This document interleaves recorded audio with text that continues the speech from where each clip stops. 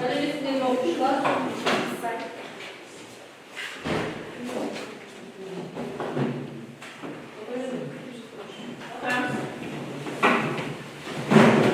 Біз бүгін сабағымызды бастамас бұрын сөз көрсетіп қоямыз. Барлық балаларымыз сабақта болсын. Расма? Тесілер. Сабағымызды бастамас бұрын неге шағын орта ашыңыз балықтар. Сыйған үшін столды бар алсаңыз. Бірінші шеңбер құрып алайық барымыз шеңбер. Столдарды былай алсаңдар. Көйгеріміз, е? Шеңбер. Бірімізді артымыздан тұрмайық. Берғанда тыңдаса мен жеңбеймін. Тыңдадыңыз. Қане, мен қазір беремін, білеміз қояды, одай қайды деген әдісті білеміз, е? Білеміз ғой, қазір осында түскен мені орындаймыз. Бірінші мен 5 әкелдеймін. Екінші балаға, берғанда ортаға шығып жатырсаң болады. Еде жанына тұрып берсең болады. Сол қосылмайды?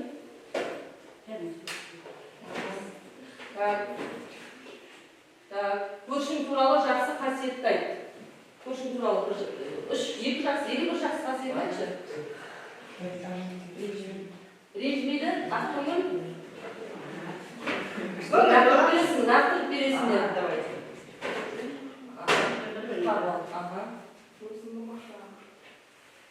Өзіңді. Досыңды мақта. Сен нақтырып бересің, көршіңе нақтырып бересің, өзің разымысың. Әкешмен нақтырып бересің. Кеттік. Досыңды мақта, көршіңнің досыңды мақта. Қандай? Қаттырақ сөйлеңдер, қыздар. Сен сұлусың. Өте сұлусың, е? Жақсы. Дауыстарыңды шығарамыз. Кеттік. Андамаймыз. Не түсті?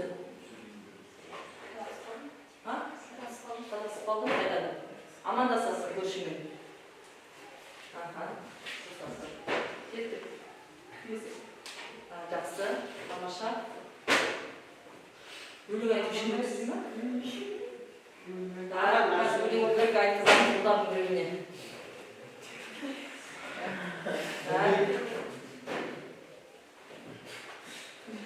Кеттік. Тамаша. Өлің айтып жүрмекші ол.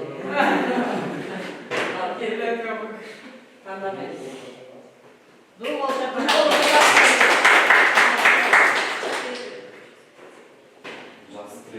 Жақсы тілеген. Бүгінгі сабаққа жақсы тілегенші? Өзің достарың. Сыныптастарың. Тақырыпта жақсы мендер. Сан тілеге, бүгінгі сабаққа барлығына. Досыңды мақта. Үш негізгі мақтау сөзін айтшы досыңды. Үш сөзбен айта аласың ба? Қандай? Есімің кім?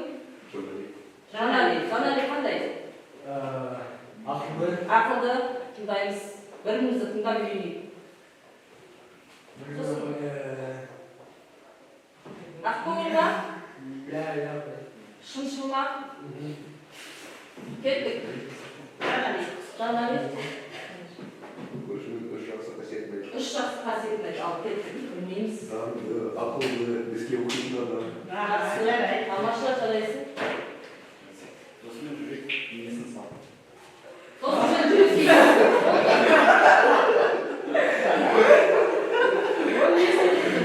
Кеттік. Ағатай. Жақсы тілеген шал. Саған жақсылық тілеймін және бүгін күн сәттілік. Жақсы, керемет, тамаша аға береді. Қандай? Таңдамаймыз. Ән айтып тұр. Көршіңді шақтаймыз. Шақтап өткізсің. Неге отырсыздар? Жақсы, тамаша. Бүгінгі сабақтарына өте сәттілік тілеймін. Енді жақсы жұмыс істейміз деген ойдамыз. Жақсы орындауға. Қазір бірінші орнымыз болтырмас бұрын топқа бөліп алайықшы. Нелерді аламыз.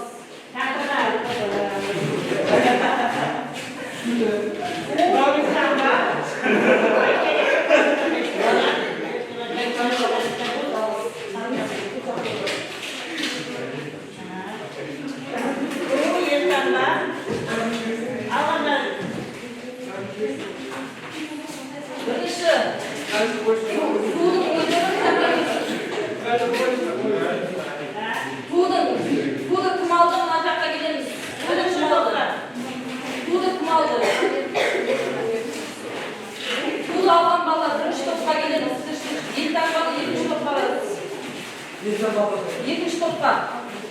Так, бәйтерек сурет алғандар үшінші топқа келіңіздер. Бәйтерек выбирай.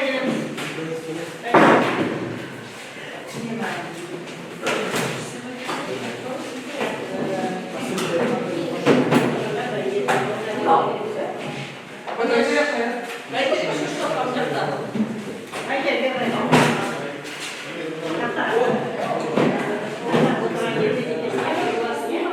Бәйтерек үшінші топқа.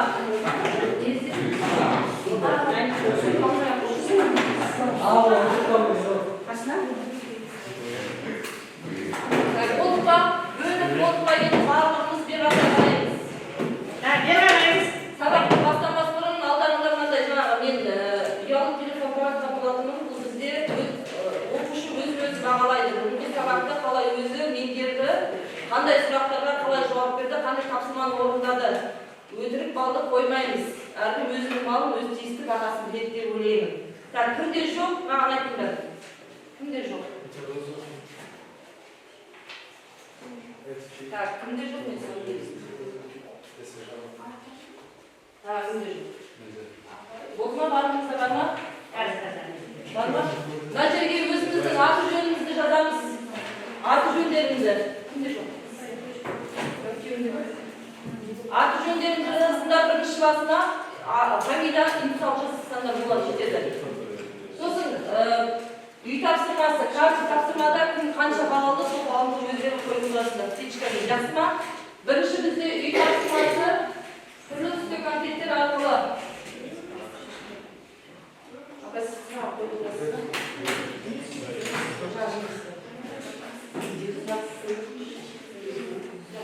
Өзі мына жерден.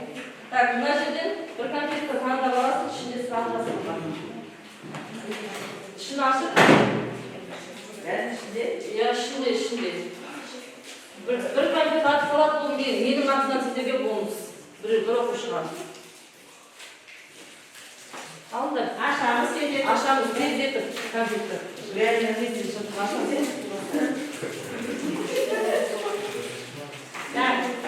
Қатындар ғой, я сайына бастаймын, я? Үш конфет қалды қазір. Кім көп жауап жүреді, соған береміз. Бонус ретінде. Ақиетке бастаймын. Қатырақ қатындар ғой. Ішінде тыныш бала жоламаймыз. Бірінші қатырау. Тамашалар жарайсың өзіңе бір балы қосып птичкамен. Азата кеттік. Келесі. Так. Келесі кеттік. Аратай. Дарина, сұрақ келді доқа. Доқа. Айтып, міне.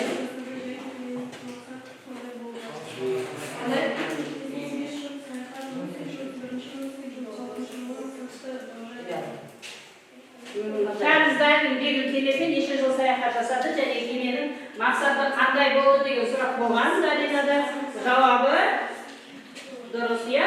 5 жыл саяхат жасады деді. Және жылдарын айтып кетті 31-36 жылдар деді. Келесі Назым. Биология негізгі номенклатура негізген швед қалды. Биологияға екілік номенклатураны кім? Карл. Келесі қыстап тез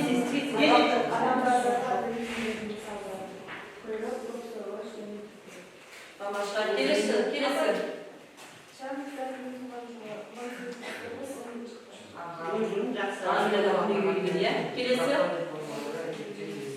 Эволюция дегеніміз не? Қаттырақ айтамыз.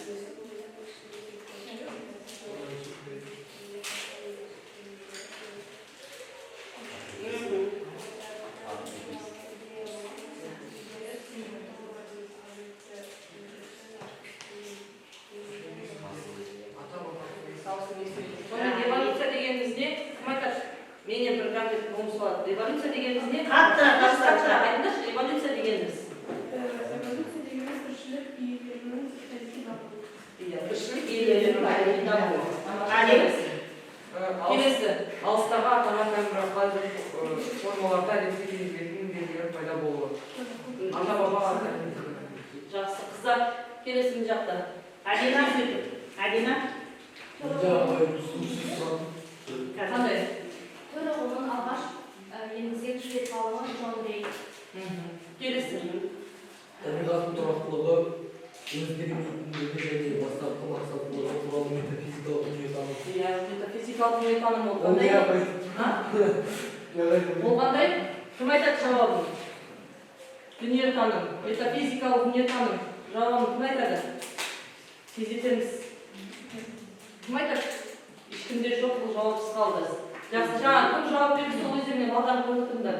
Бір критерийлері. Қандай критерий Бір бар? критерий, морфологиялық критерий бар. Физиологиялық, биохимиялық, Иә. және де географиялық. Генетикалық. Экологиялық, географиялық және Жақсы, генетикалық. өзіне бір не птичка қойылды. Жақсы, кім айтпады? Қыздар.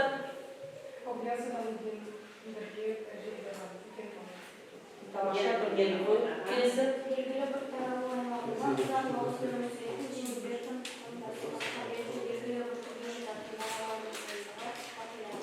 Тамаша өзіне бір оқушыда кезілген жамдақ шығармыз да осыны баясақ. организмдердің қазба қалдықтарын зерттейтін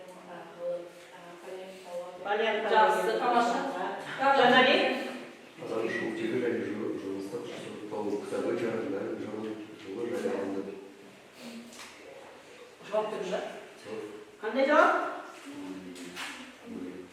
Қандай сұрағын көрсетші. Сұрағыңды дұрыстап оқыңызшы, иә? Есіне алыңыз. Так, адамның шығу тегі және жыныстық сұрыпталу кітабы Чарльз Дарвиндікі қай жылы жарияланды? Кім айтады?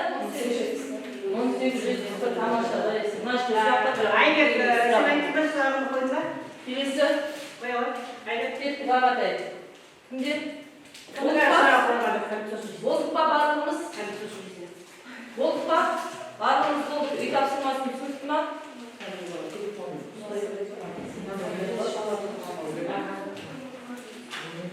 Так, бүгінгі күнді жазамыз да дәптерімізді ашамыз. Дәптерлерді ашып соның көз жазды. Бірінші, не істейік?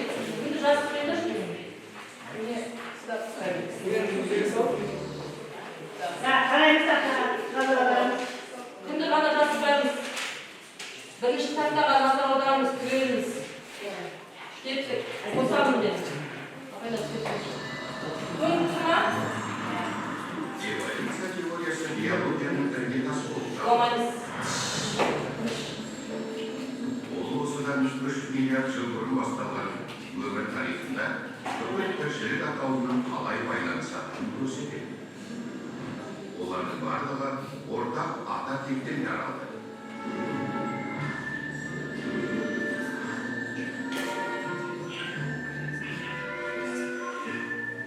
Бұл эволюцияның басты қозғаушы процесін осыдан 150 жылдай бұрын Чарльз Дарвин ұсынды.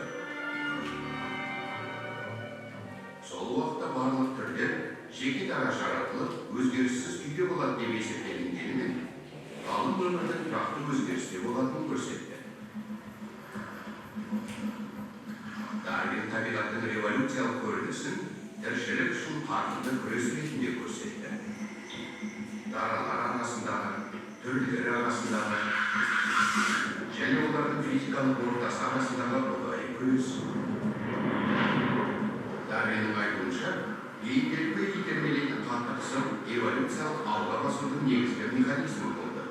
Бұл процесс табиғи сұрыпталу деп аталады.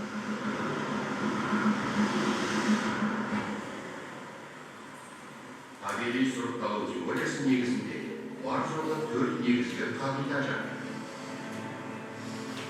Түр ішіндегі дараларда өзгерістер байқалады.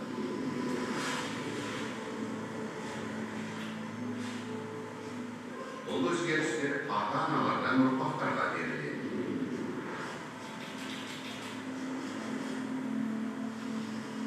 Алайда көптеген даралар көбеймей тұрып өледі. Қай даралардың көбейіп, қайсылардың көбеймейтіндігі осы теорияның басты мәселесі.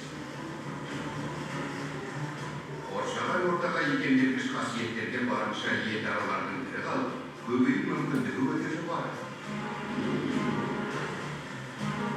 Олардың сәтті гендері келесі ұрпаққа беріледі.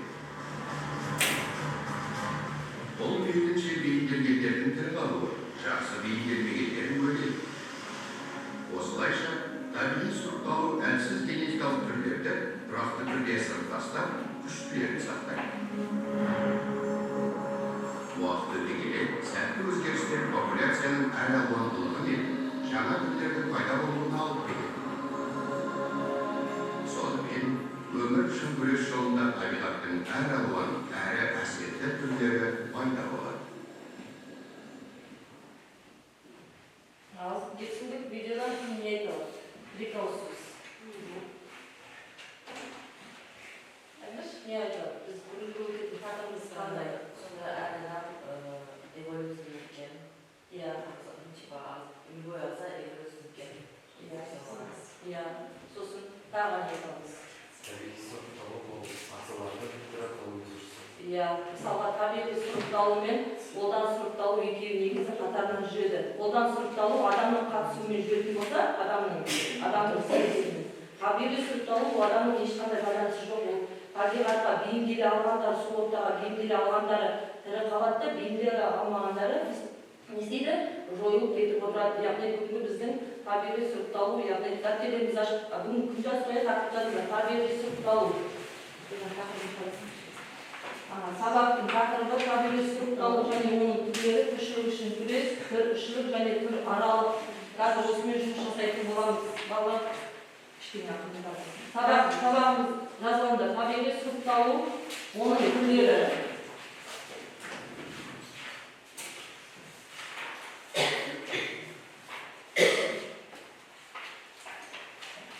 Сабақ мақсаты балалар. Табиғи сұрыпталудың мәнін және түрлерін, яғни қозғаушы, тұрақтандырушы түрлерді сипаттайды. Тіршілік үшін күрес түрлерін мысалы алып ажыратамыз. Бүгінгі біздің санамыздың тақырыбы. Ары қарай біз топқа бөлініп қойды. Бірінші тапсырма, подкаст станциясы бойынша қазір топпен жұмыс жасаймыз. Бірінші топ бізде тіршілік үшін күрес болады. Яғни сайын өтінден бастаған түрде тіршілік үшін күрес. Екінші топ бізде тіршілік. Бірінші тіршілік, екінші тіршілік, яғни бір түрдің ішіндегі күресті некесіне қалдайсында. Үшінші топ дәулезинелі топтардың түрі аралық, яғни бірнеше түрдің арасында жүретін түрі аралық күресті сипаттайсында.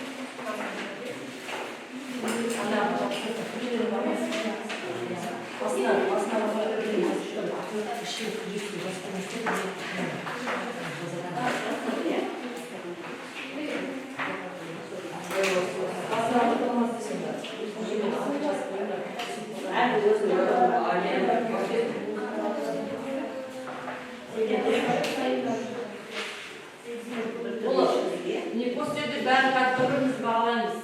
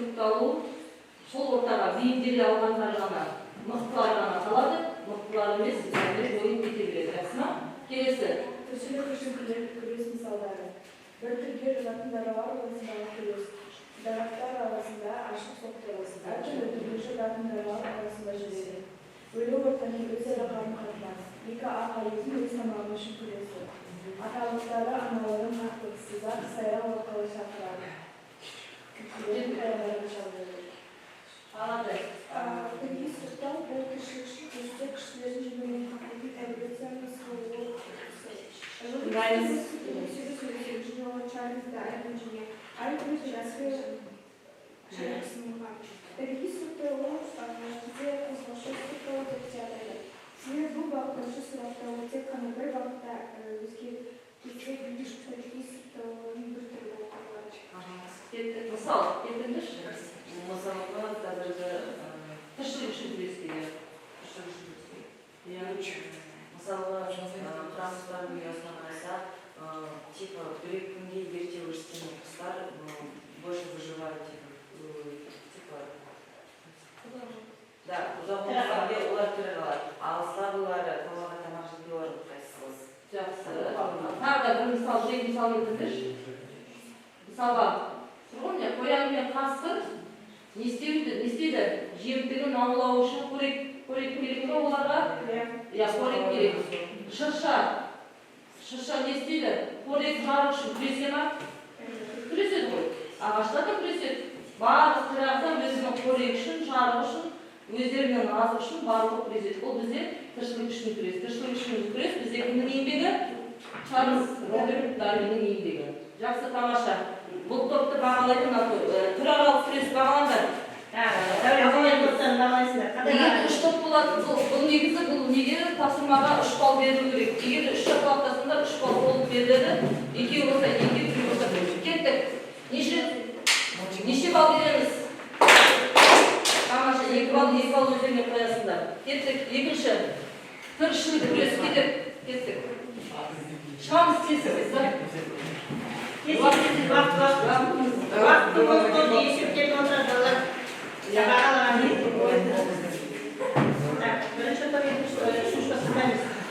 Тыңдаймыз.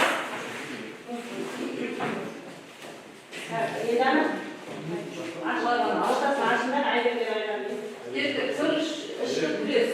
Ал сөйлейміз. Сөйлеңдерсің. Айтыңдар. Тіршілік күрес. Кеттік.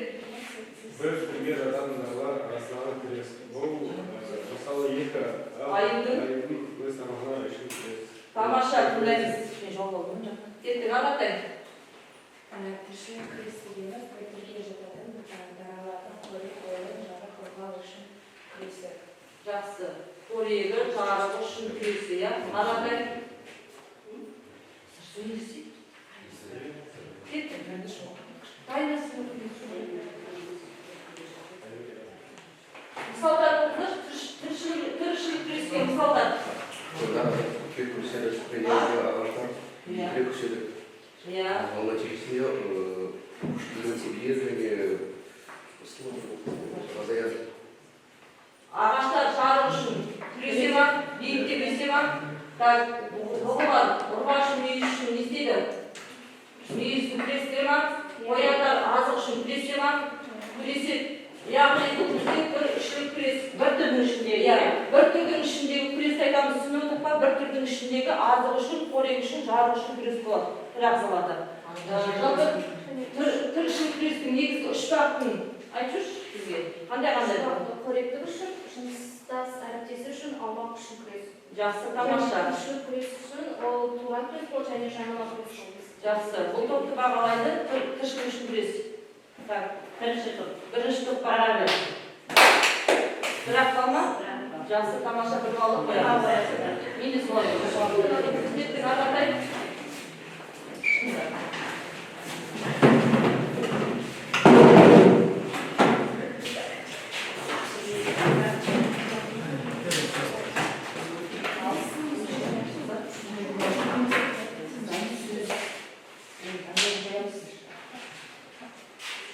Түраралық күрес. Тыңдаймыз. Назарымыз тақтада болсын. Біздің топ түраралық күрес тақырыбында қосып қойған болатын. Түраралық күрес дегеніміз бұл әр түрге жататын шаралар арасындағы тіршілік үшін күрес. Мысалға келетін болса, бұл түлкілердің қояндарға шабуыл жасауы. Түлкілердің қояндарға шабуылы, бұл бізде жыртқыш қағида ма? Екінші қандай? Қасқыр мен түлкі істеу жемтік үшін талау. Бұл бізде қандай? Қасқыр мен түлкі. Екеуі қасқыр мен түлкінің жемі бір қоян. Екеуі. Конкуренция бәсекелестік. Паразитизм бұл екі ағза арасындағы байланыс. Онда бірі паразит пайда кіреді, ал екіншісі иесі зиян шегеді. Мысалға келетін болсақ, бұл құлақ, яғни саңырауқұлақ паразит, ал ағаш иесі. Саңырауқұлақ ағаштың дініне жабысып, оның шығынымен қоректенеді. Нәтижесінде ағаш әлсірейді, немесе өледі. Яғни паразитизм дегеніміз бұл туралы күрестің бір түрі. Бәсекелестік бір немесе бірнеше түрге жататын акциялардың өзара күрес туралы тағы бір университеттегі жетіспеушіліктің жағдайындағы қарым-қатынастарын көрсетеміз. Мысалы, ағаштардың арасында травмалық күрес жүреді ме? Жүреді? Не үшін жүреді олар? Жарық үшін жүреді ма? Олар да жарыққа бағытталып өседі. Жақсы ағадай жыртқыштар. Жыртқыштар бұл бір түр екінші бір түрге қиянат жасай отырып тіршілік етеді. Бұл биотикалық байланыстың эволюциясы барысында жыртқыш пен жемтіктің дамуы жүреді. Соның нәтижесінде мамандырылған жыртқыштар категориясы мен мамандырылған жемтіктер категориясы түзіледі. Бұл құбылыс бейімделу атауына ие болады. Жақсы, тамаша. Келесі ағатай. Тұрарлық күрес. Бір түр мен екінші түрдің арасындағы күрес. Егер түрлер бір туысқа жатса және бірдей тіршілік жағдайларына тап болса, олардың бәсекелестігі күшейеді. Жақсы, тамаша. Бұл топты бағалайды? Абылмады ма? Бірі күрес әртүрлі түрге жататын даралар арасындағы жүреді. Мысалы, түлкінің қоянға шабуылы бұл жыртқыштық. Қасқыр мен түлкі жемтік үшін таласады, ол конкуренция деген бәсекелестік. Болды па? Бағаланды. Тамаша, не үш бал қояды? Жақсы, үш балдан көреді. Жақсы, тамаша.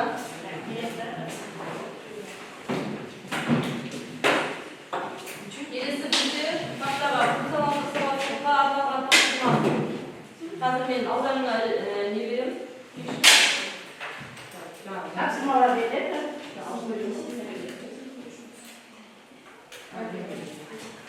Тақталарда көрмей қояды ғой.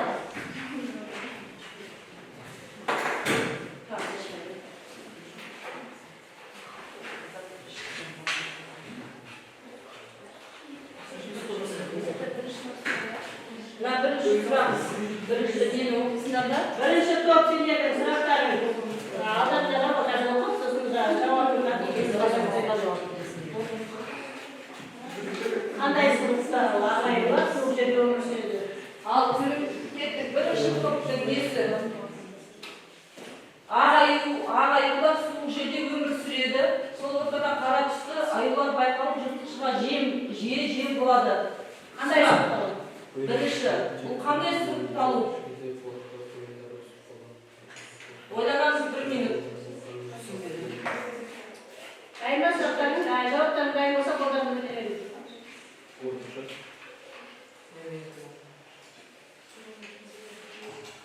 Екінші топтық қояндар іште өте үлкен, өте кішкентай құлақты қояндар өсіп қалған. Орташа құлақтылар тірі қалды. Сұрақ қандай сұрыпталу? Үшінші топ бір аралда тек ірі тұмсықты және өте жіңішке тұмсықты құстар қалды. Орташа тұмсықты құстар жойылып кетті. Бұл қандай сұрыпталу?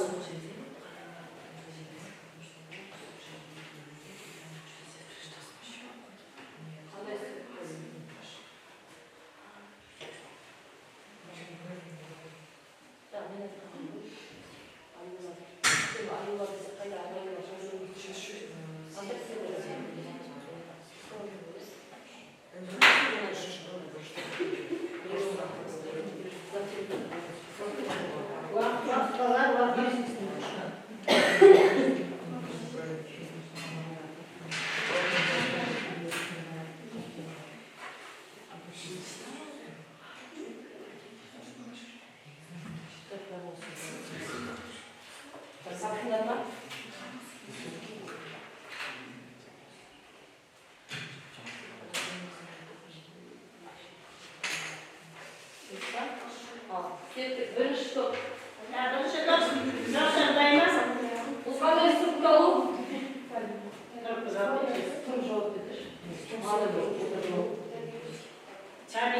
Tabii sırtlandırışı, sırtlalı ya. Ağaylar bize kaynırmıyor sopa. Zemine koysa. Жақсы. Екінші топ қояндар ішінде өте кішкентай қалды қояндар түсіп қалған орташа құлақтар жүріп қалады. Қандай? Қандай сұрыпталу? Тұрақтандырушы, тамаша, тұрақтандырушы. Келесі үшінші топ. Қандай сұрыпталу? Қандай? Қос бағытта не істеу? Қандай сұрыпталу?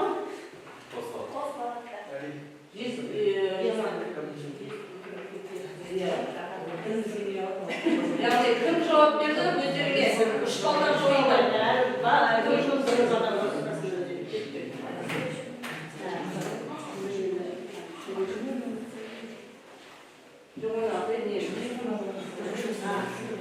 Телефондарымызды аламыз. Бүгінгі сағатты қорытындылау мақсатында ол ссылкасын жіберіп қойдым. Сіздерге сол ссылкаға кіріп тапсырманы орындаймыз, ішіндегі тестті орындаймыз. Кім қанша толық балл жауап берсе, толығына жауап берсе 3 балл. Толық емес болса 2, орташа жауап берсе 1. Сәтіпқа телефонымызды аламыз.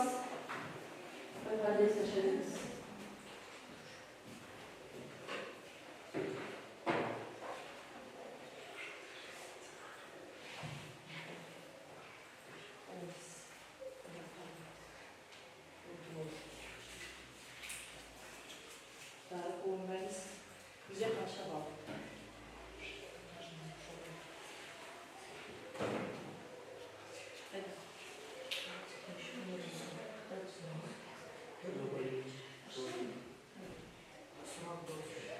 Onlarımıza borç olmasını sağlığında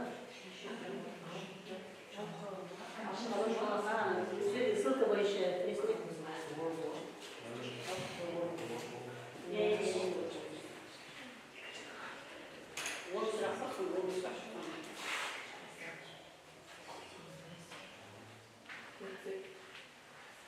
Кім 10 балдың 10'ына жауап берді, сол толық 3 балды деген еді.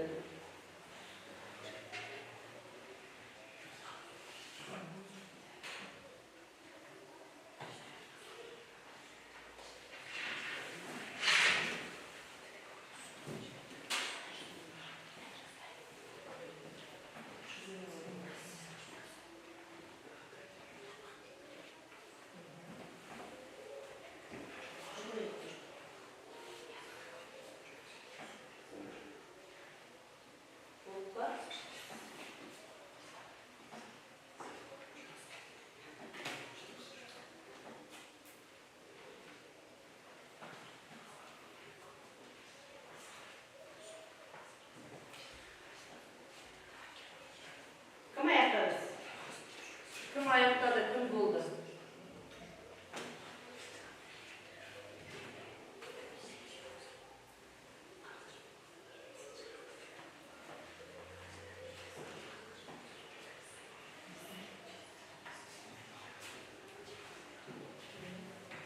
Болды, ya? Неше бал? 13 бал. Өзіңе 3 бал өзіңе. Ясай болды ба? Неше бал? Дезетеміз, көзетеміз. Кім қанша бал? 10 бал алса 3 балда қойды қыздар.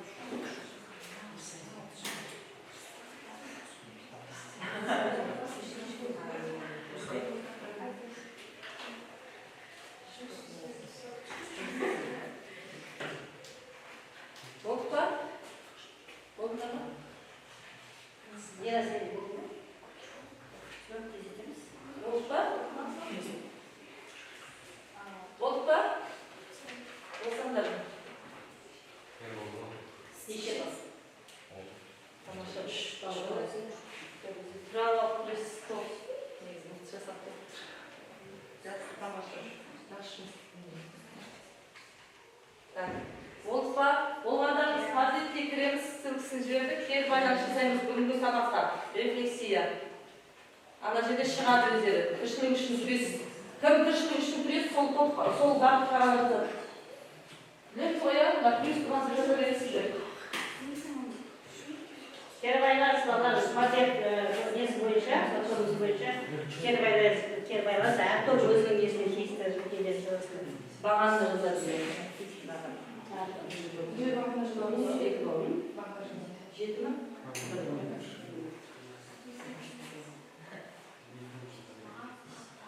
Плюс 20 Al tezekeniz. Плюс 20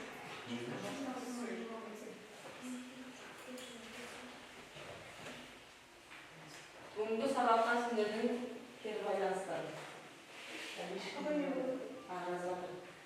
Ол ма неше бар? Үштен қойдым. Бұғада тезекендар егілдіңдер. Кері байланыс жасадар. Сол кісі жіберіп қойды ғой апайларды. Өздерінің нелеріне ғана жаздылар. Қатарларына. Тұраралық уже бір не бар. Біреу жазды. Бүгін рефлексия жазасың. Бүгінгі сабақта. Мынау өздерінің нелеріне ғана жазасыңдар. Тұраралық өзіне. Күрішілік өздеріне. Тездетеміз. Тездетеміз.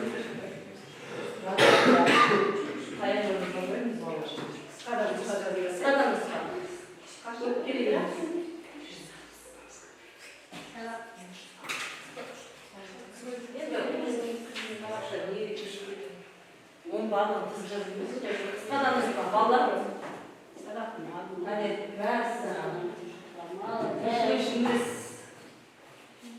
Смайлики добавлять? Так, кім болды бүгінгі сабақтан өзіңді қанша деп бағаладың? Қанша? Бес? Неше бала? Мысалы 10 бал бізде 5. Қанша? 10 бал неше бал? 7? 8 бал дейді. Өзіне 5 бал. Алған балғаны Неше бал? 7 бал. 8, 7 бал. 8. Неше бал? 8. Жауап береміз. Қыздар, неше бал? Бүгінгі сабақта өздеріңе қанша рет бағаладыңдар? Қараңыз соңына жазыңдар. 9. Мен оң қоясың